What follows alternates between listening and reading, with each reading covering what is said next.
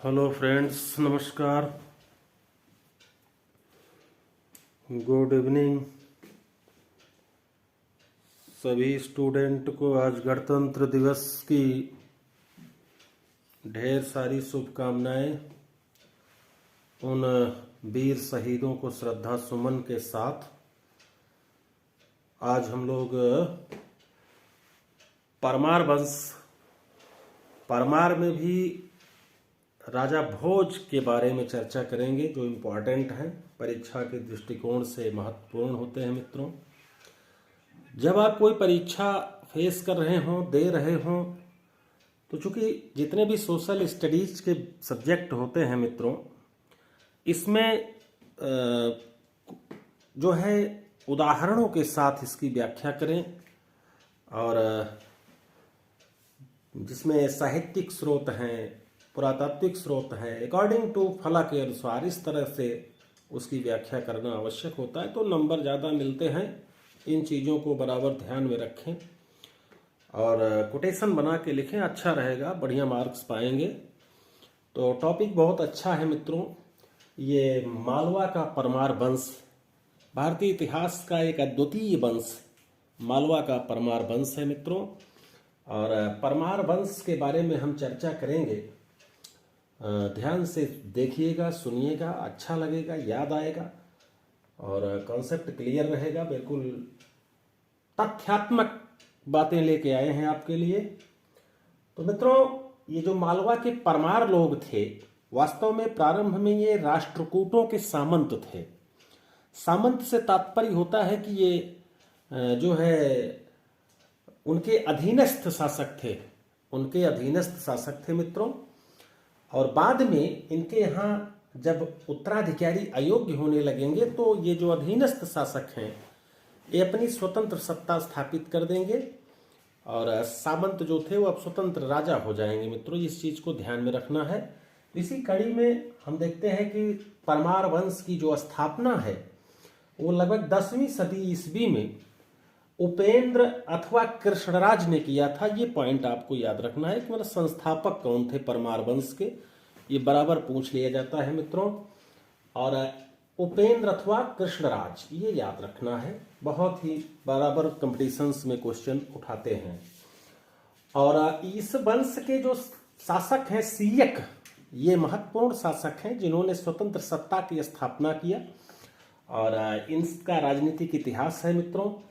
इनके 2 पुत्र होंगे, एक वाकपति मुंज, भारतीय इतिहास में मुंज के नाम से मशहूर है, और दूसरा सिंधुराज। मित्रों, मुंज क्योंकि ये भी प्रतापी शासक है, इसके बारे में भी कुछ बातें हैं, विजय हैं, बहुत सारी चीजें हैं, लेकिन इसकी कुछ उपाधियां हैं जो पूछ ली जाती हैं कंपटीशंस में। श्री बल्लभ और पृथ्वी बल्लभ, ये उपाधि किसकी है? तो याद रखना, श्री बल्लभ और पृथ्वी बल्लभ मुंज की उपाधि है। और सिंधुराज, चूंकि मुंज सीयक के बाद मुंज जो है शासक होंगे, और मुंज के बाद सिंधुराज शासक होंगे। और सिंधुराज की उपाधि है मित्रों शाशांक।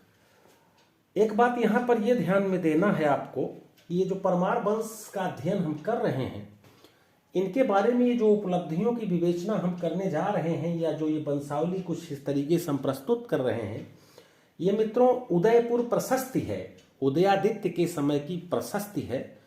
ये उदयपुर प्रशस्ति जो भिलसा के उदयपुर नामक स्थान पर ये एक नीलकंठेश्वर मंदिर है, उसके शिलापट्टों पर ये प्रशस्ति लिखी गई है मित्रों। ये पॉइंट आपको याद रखना है। भिलसा स्थान, भिलसा के पास में उदयपुर स्थान है, और वहां पर नीलकंठेश्वर मंदिर के शिलापट्टों पर इस प्रशस्ति का उत्कीर्णन किया गया है मित्रों। और बहुत कुछ इस प्रशस्ति से, इस वंश के बारे में जानकारी प्राप्त हो जाती है। साथ ही साथ पद्मगुप्त का जो है नवशासांक चरित्र, ये ग्रंथ है जिसके द्वारा भी ये जानकारी हमको साहित्यिक स्रोत के रूप में मिलती है। साथ ही साथ एक लेखक और हैं मेरुतुंग, जिनकी एक रचना है मित्रों प्रबंध चिंतामणि। मेरुतुंग की प्रबंध चिंतामणि, इससे भी परमार वंशी बहुत सारे और भी ग्रंथ हैं, मुसलमानों के भी, मुसलमान यात्रियों के भी बहुत सारे यात्रा वृत्तांत हैं जिनके द्वारा परमारों पर प्रकाश पड़ता है मित्रों, ये बात याद रखना है आपको। तो चूंकि पद्मगुप्त नौशासन चरित का जो लेखक है ये सिंधुराज और मुंज के समय ये जो है दरबारी कवि भी था, दरबार में रहते थे। तो मित्रों सिंधुराज के बाद इनका जो पुत्र है भोज, राजा भोज, आज का हमारा जो मेन अकॉर्डिंग टू टॉपिक है वो भोज पर है, ये पॉइंट याद रखना है, जिसको परमार भोज, राजा भोज के नाम से जानते हैं। ये अपनी विजयों के साथ साथ अपनी सांस्कृतिक उपलब्धियों के लिए भारतीय इतिहास में प्रसिद्ध है मित्रों। राजा भोज, बहुत सारी कहावतें भी इसके संदर्भ में, लोकोक्तियां, कहावतें, मुहावरे भी प्रचलित थे पहले भी, आज भी लोग कह देते हैं कहाँ राजा भोज, इस तरीके से। तो मित्रों राजा भोज चूंकि बहुत ही प्रतापी शासक था, इसने अपने आसपास के उस समय के बहुत सारे शासकों को पराजित किया था मित्रों। ये इसे यूं कहिए कि चतुर्दिक विजय प्राप्त किया था। ये विजयों के दृष्टिकोण से भी महानतम शासक था, इसको भी आपको याद रखना है। ये मित्रों याद रखिए कि इसका जो अभी राजनीतिक कैरियर है, राजनीतिक जो मामले हैं उस पर हम थोड़ी सी चर्चा करेंगे। चालुक्य नरेश जयसिंह से ये पराजित हो गए थे परमार भोज, मित्रों याद रखना। और तत्पश्चात ये क्या करते हैं कि लाट के शासक कीर्तिराज पर इन्होंने विजय प्राप्त कर लिया। लाट के शासक थे कीर्तिराज, उनको इन्होंने परास्त कर दिया था और लाट प्रदेश पर अपना अधिकार कर लिया था मित्रों, याद रखना।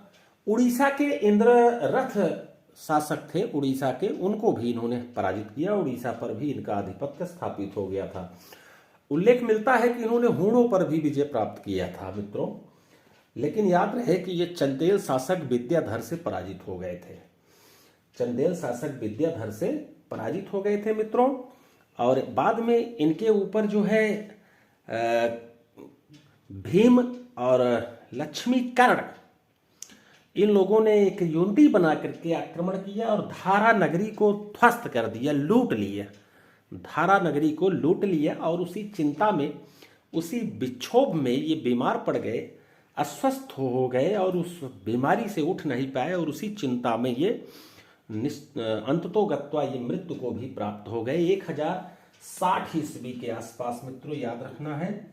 ये इनकी तरीके से हम देखते हैं मित्रों कि परमार भोज की मृत्यु 1060 ईस्वी में हो गई।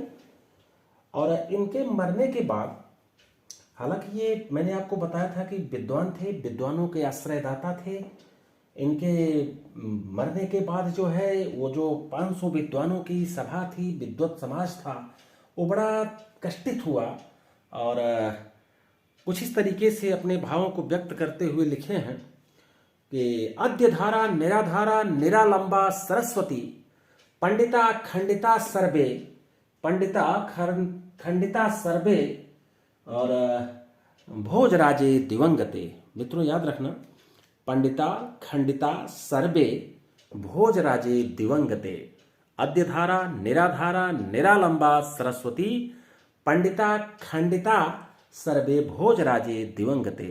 भाव ये हुआ कि आज धारा नगरी निराधार हो गई, अद्यधारा निराधारा, निरालंबा सरस्वती, सरस्वती आलंबन विहीन हो गई मित्रों। और पंडितों के जो सम्मान थे, मान थे, वो सब खंडित हो गए। अब उनको कोई पूछने वाला नहीं रहा, सरस्वती का सम्मान करने वाला नहीं रहा। इस प्रकार से उल्लेख मिलता है उदयपुर प्रशस्ति में मित्रों, याद रखना। तो इससे आप अंदाजा लगा सकते हैं कि कितना ये विद्वान और विद्वानों के प्रति इसका क्या योगदान था, कैसी इसकी सहानुभूति रहती थी। ऐसा उल्लेख मिलता है कि कभी कभी ये दानवीर भी था मित्रों, याद रखना। राजा भोज एक एक श्लोक पर 1-1 लाख स्वर्ण मुद्राएं दान दे देने की क्षमता रखते थे ये परमार भोज। बहुत ही उच्च कोटि के शासकों में इनकी गिनती होती है मित्रों। और एक साहित्य के क्षेत्र के साथ साथ कलात्मक दृष्टिकोण से भी, कला के क्षेत्र में, वास्तु के क्षेत्र में भी इन्होंने अद्वितीय कार्य किए। बहुत सारे मंदिरों का निर्माण कराया है। मैंने आपको बताया है कि धारा नगरी में इन्होंने संस्कृत विद्यालय में वाक देवी की प्रतिमा स्थापित करवाया, इसमें प्राण प्रतिष्ठा भी करवाया था इन्होंने मित्रों, और भोजसर तालाब का निर्माण करवाया। और इस तरीके से लोकोपकारी कार्य भी इन्होंने अपने साम्राज्य में किया था। धारा नगरी को एकदम चतुर्दिक विकसित कर दिया था मित्रों। और इस तरीके से हम देखते हैं कि परमार भोज वास्तव में एक भारतीय इतिहास का द्वितीय शासक होगा, सम्राट होगा मित्रों। इस तरीके से आज हमने मालवा का परमार वंश का ये टॉपिक लाया है, खास करके परमार भोज पर, चूंकि विद्यार्थियों की बहुत सारी डिमांड थी कि सर राजा भोज के ऊपर एक लेक्चर बना दिया जाए, तो निश्चित रूप से यह टॉपिक आपको अच्छा लगा होगा, समझ में आया होगा। और मित्रों एक बार पुनः मैं आपको बता दूं कि ये हिस्ट्री का लेक्चर चल रहा है। अभी हम साथ में आपके बहुत सारे लेक्चर्स लेके आएंगे, हर सब्जेक्ट के लेक्चर्स लेके आएंगे। मैथमेटिक्स का है, रीजनिंग का है, वो सब कंपटीशन के सारे सिलेबस हम पूरे करेंगे। तनिक भी तनाव ना लें। ये मोटिवेशनल ये मामला है कि आप एकदम निर्भीक रहें, सदैव निडर बने रहें, स्वस्थ रहें, मस्त रहें, व्यस्त रहें, अध्ययन करें और किसी प्रकार का तनाव ना लें। बाकी तो ये सक्सेस जब तक नहीं मिलती तनाव तो बना ही रहता है, लेकिन उसमें भी आप अपने को संभाल के रखिए, एक सही दिशा में अपना चयन बनाए रखिए। डायरेक्शन जो आपका है शिक्षा का, उस उद्देश्य को प्राप्त करने में तत्पर रहें, पूरी तल्लीनता के साथ, तन्मय के साथ, और निश्चित रूप से आप सफल होंगे, इसमें तनिक भी संकोच नहीं है। और आज का ये जो टॉपिक रहा आपको कैसा लगा कमेंट में ज़रूर लिखिएगा। और मित्रों बहुत बहुत आप लोगों का धन्यवाद जो हमारे साथ जुड़े हैं और अध्ययन कर रहे हैं, चैनल को पढ़ रहे हैं, बहुत सारा प्यार दुलार जो पेश कर रहे हैं, उसके लिए आप सबको धन्यवाद। Good night.